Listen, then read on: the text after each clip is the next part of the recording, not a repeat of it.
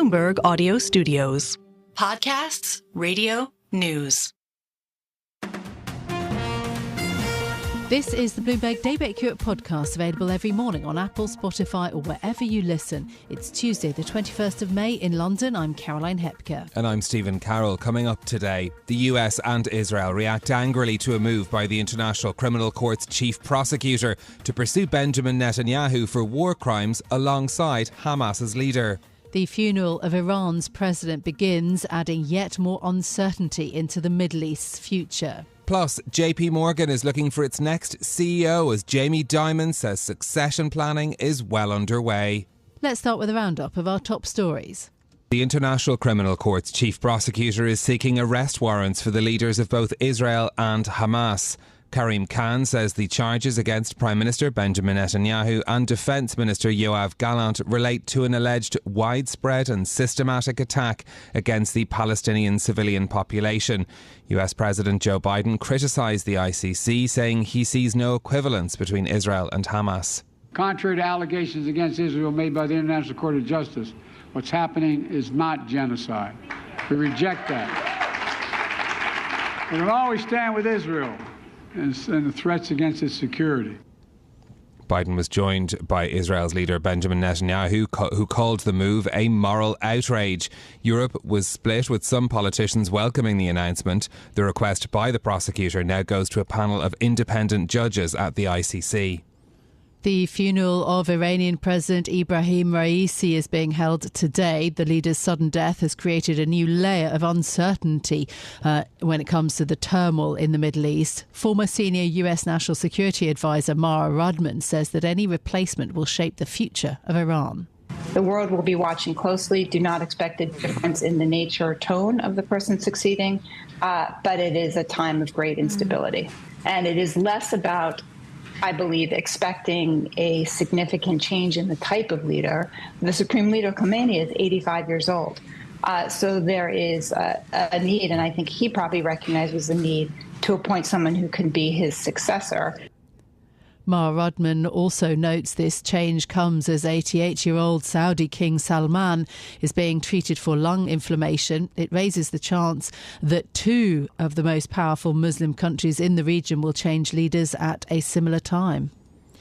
Jamie Dimon says succession plans are well on the way at JPMorgan. Speaking at an investor day, the CEO told shareholders senior individuals at the bank are being prepared for his eventual departure.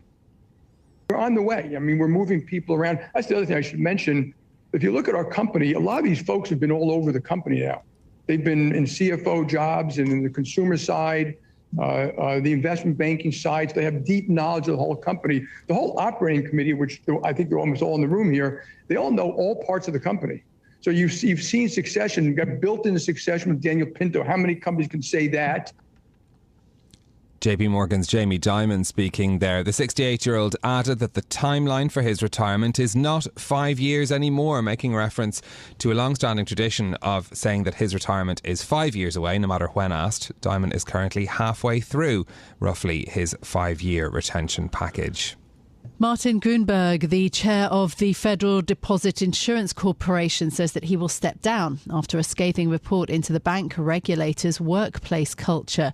The report by a US law firm found detailed allegations of harassment and discrimination during Grunberg's tenure, but also dating back to the 1980s, based on the accounts of more than 500 people. Although the probe didn't find that Grunberg had himself engaged in that behaviour, it cited examples of the FDIC chief losing his temper with staff. Grunberg vowed to fix the agency's problems and apologised to employees. But after 2 bruising days of congressional hearings, a key Democrat called on President Biden to replace him. It's unclear how quickly the White House can nominate and win Senate approval for a new permanent FDIC chair. The Federal Reserve's Loretta Mester previously favoured 3 rate cuts this year, but now thinks that wouldn't be appropriate in the light of first quarter inflation numbers. She says policymakers still need more evidence about the path of inflation before adjusting rates. It's too soon to tell what path inflation's on, so we just need to collect more information on that. In the first part of the year, what we saw was the risks that we were too restrictive have gone down. You know, last year people were worried about, the Fed may be getting too restrictive and therefore it's going to dampen the economy. Those risks went down. At the same time, the risks to inflation, I think, are tilted to the upside and remain so. And so that's the balancing that we have to do as we set policy going forward. Loretta Mester, who votes on policy decisions this year, speaking to Bloomberg Television. Her comments come as Bank of Atlanta President Raphael Bostic also predicts it will take some time before central bankers can be certain inflation is truly on the path to 2%. UK employers are offering a 14% wage premium for AI-driven jobs as they try to boost productivity. According to PwC, job adverts for AI roles have risen 4 times faster than the average for other jobs in the UK over the past decade. The report found that the productivity boost seen in sectors more affected by AI, like financial services, is more pronounced in Britain. An increased use of AI could turn the dial on productivity, according to the senior economist at PwC UK. In a moment, we'll bring you more on the call from the International Criminal Court's chief prosecutor to issue arrest warrants over the Israel-Hamas war. Also, Jamie Dimon's comments on how much longer he may be in the top job at JPMorgan. But first, another story that caught my eye, my ear, my attention anyway. The actress Scarlett Johansson has hired lawyers to push back on OpenAI. The actress says that she was forced to hire legal counsel to demand the removal of an artificial intelligence voice from OpenAI's chatbot because it sounds too much like her. This, of course, after Sam Altman actually asked Johansson to voice a chat GPT tool. She thought about it. She said no. Then the company came out with its own voice assistant, and a lot of people say sounds a lot like her. Sounds a lot like her, exactly. So interesting, partly because Scarlett Johansson in one of her films played an AI virtual assistant. Yes. And in fact, it's that sort of led to this connection as well, because Sam Altman tweeted the word her, which was the name of that film as well, which added to the speculation that it had been modelled on her. Now, Altman says that the voice for the Sky AI assistant is not Scarlett Johansson's and was never intended to resemble hers, but it does raise a lot of questions about the sort of models being used for these voices too. Yeah, absolutely. I mean, look, I always have a little question mark, why are so many virtual assistants female, frankly? But yes, the sci-fi movie, which I watched and was very freaky film, that has kind of played into this also, but that it's all basically going to the lawyers. And that Johansson, I think very interestingly, she wrote a kind of long statement all about it, does raise this issue when there are so many concerns about deep fakes, about actors' work, about people's likenesses and identity in a new AI world. It's very, very interesting. There's a piece by Rachel Metz all about it on the Bloomberg terminal this morning. Well, let's bring you more details now on our top story this morning. And the chief prosecutor for the International Criminal Court wants arrest warrants for Israel's Prime Minister and Defence Minister, as well as 3 Hamas leaders, all on war crimes charges. Now, Joe Biden has called Karim Khan's decision to seek these arrest warrants outrageous, while Benjamin Netanyahu described it as a deep distortion of justice and blatant moral bankruptcy.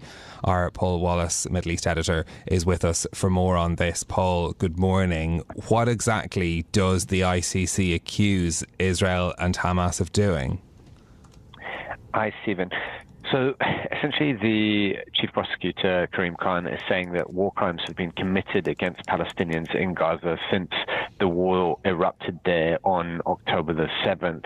And it's saying that these were committed by both Hamas leaders and Israeli Prime Minister Benjamin Netanyahu, as well as the country's defense minister, Yoav Gallant. And so the prosecutor wants arrest warrants issued. What happens next? That's a big question. So it's not a done deal yet that these arrest warrants will be issued. That's up to the judges within the ICC. There's no clear indication yet as to how long it'll take for them to make their decision. As you've pointed out, there is a lot of resistance to this move by Karim Khan, especially from Israel itself, but also the US, with Joe Biden saying he's personally outraged by this.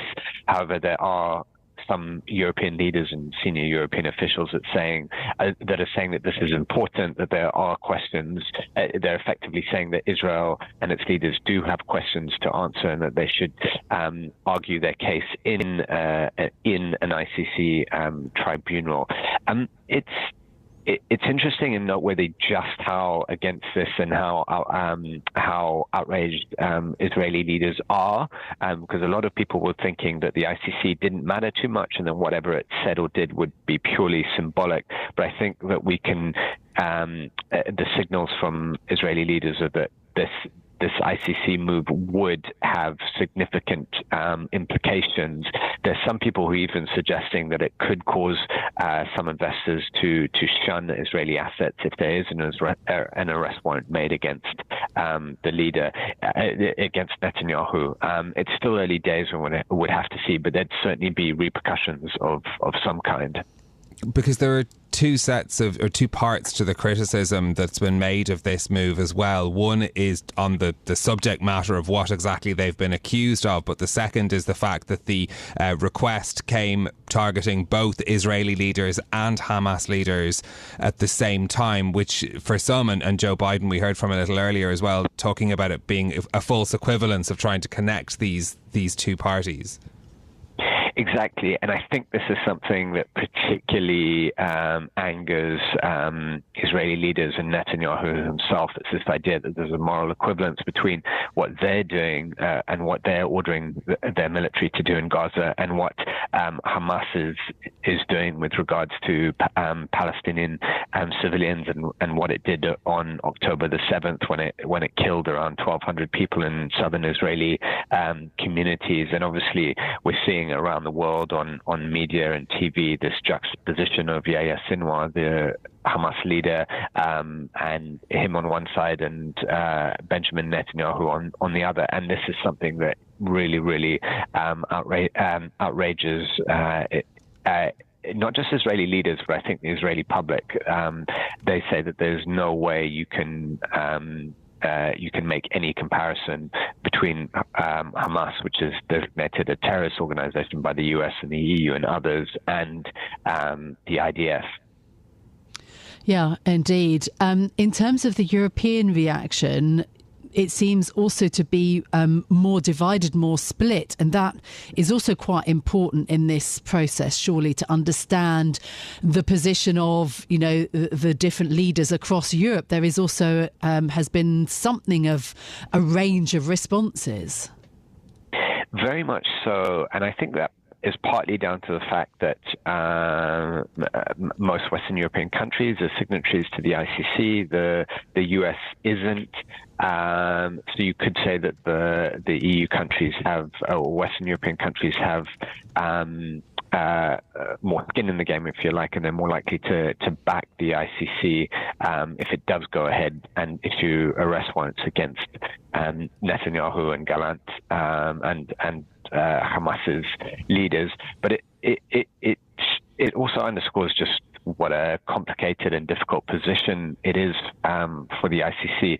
Karim Khan, its chief prosecutor, he did an interview with CNN yesterday, and he said that when some Western leaders were lobbying or pressuring him not to go for these arrest warrants, one of them said to him, look, the ICC was not built for countries like Israel, it was built for Africa and thugs like Putin. And that, I think, it just shows how political this has become, and how complicated it is when the ICC does start to move against leaders of a country like Israel, which is such an important ally of the US and many Western European countries. Okay, Paul Wallace, our Middle East economy and government editor, thank you very much for joining us. Now, let's talk about Jamie Dimon then of JPMorgan. He's long talked about retirement being just 5 years away, always 5 years away. But on Monday, when he was asked about this and how long he planned to remain in the job, his answer changed, saying that actually succession plans at the bank are, quote, well on the way. Bloomberg TV anchor Kriti Gupta joins us now for more.